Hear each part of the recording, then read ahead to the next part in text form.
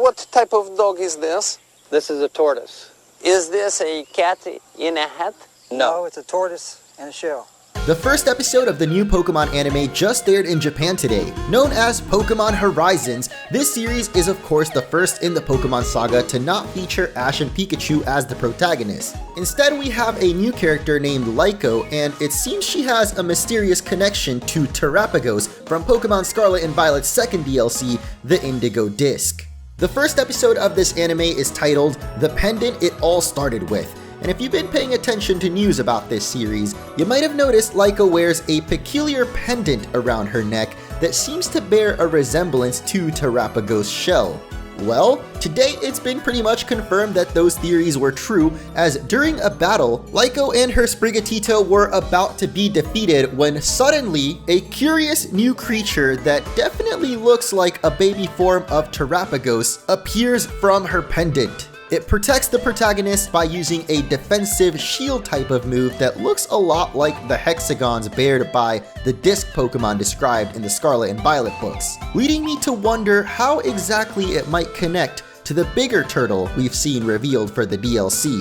It's often true that the simplest solution is the best, so our first theory is that this baby turtle is of course a pre-evolution of Terapagos. We've seen this concept in the past with legendary Pokemon like Cosmog, aka Stay in the Dang Bag, Nebby. This little puff of gas evolves into Cosmoem by leveling up, and eventually evolves again into either Solgaleo or Lunala. There was even another example of legendary Pokemon evolving not so long ago in Sword and Shield's DLC, where Kubfu could be trained with a special item, allowing it to evolve into one of the two Urshifu. But for some reason, I don't quite see this turtle as a pre-evolution.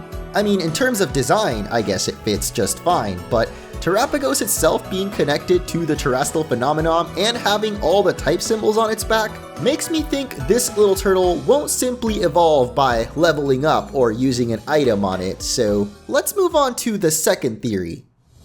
In the past, we've seen quite a lot of legendary Pokemon have alternate forms, often ones much smaller than their more powerful Unleashed appearance. But there's one legendary Pokemon that seems much closer to this turtle than any other. Zygarde, the third legendary of Kalos, who unfortunately never got its own game but eventually did get its time to shine in Alola.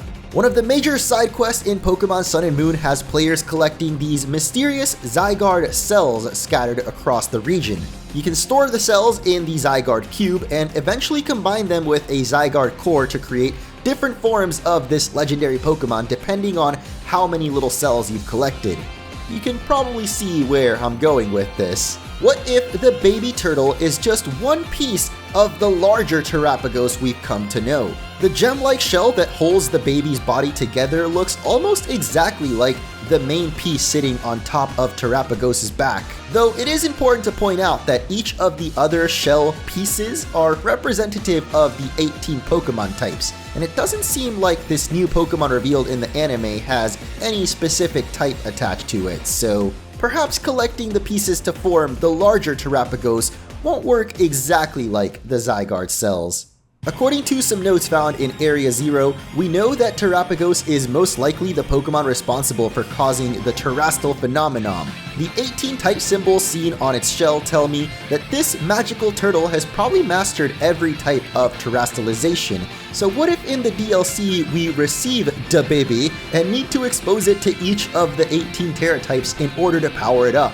It could be that for each type of Tera raid battle you take on, the baby Terapagos absorbs some of the terrestrial energy from the enemy Pokemon, and once you've received energy from all 18 types, it transforms into the Terapagos we've seen revealed for the DLC.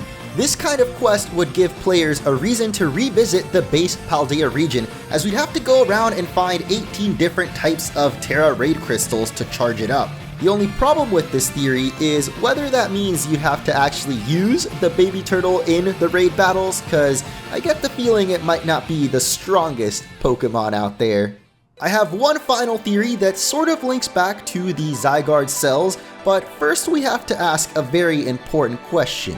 What if this Terapagos isn't even its final form? could be that absorbing the 18 Tera types is just the beginning, and this form could be similar to 50% Zygarde, with an even crazier form still waiting to be revealed.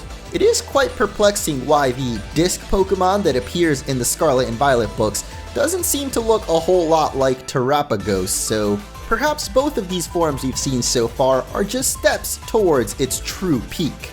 I'm sure most of you are familiar with the World Turtle at this point, a giant cosmic deity that carries the entire world on its back that might just be the inspiration for Terapagos. Well, some clever fans have noticed that the map of Paldea itself is oddly turtle-shaped and have begun thinking maybe this whole region is sitting on the back of Terapagos. It could be that this version of the turtle is just a physical manifestation of a much larger deity, kind of like how Arceus shows us a smaller version of itself because the true form of God is far too massive for our tiny human minds to comprehend.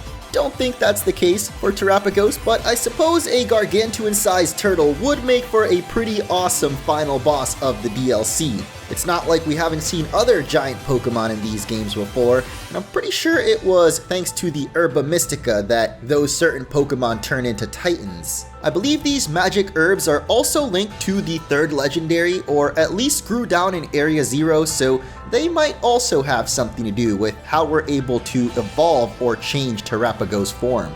Regardless of what ends up happening, I absolutely love how Pokemon handled this reveal, as it calls back to the very first episode of the Pokemon anime when Ash saw Ho-Oh flying over him and had fans questioning what the heck that creature could be for literally a whole generation. Thankfully, we won't have to wait too long to uncover the secrets of Terapagos since the Indigo Disc is coming this winter, and if you guys are excited for it, don't forget to hit that like button and subscribe to stay tuned for more Pokemon Scarlet and Violet news and updates. Let me know what other theories you might have for this new baby turtle Pokemon, and I'll catch you in the next one.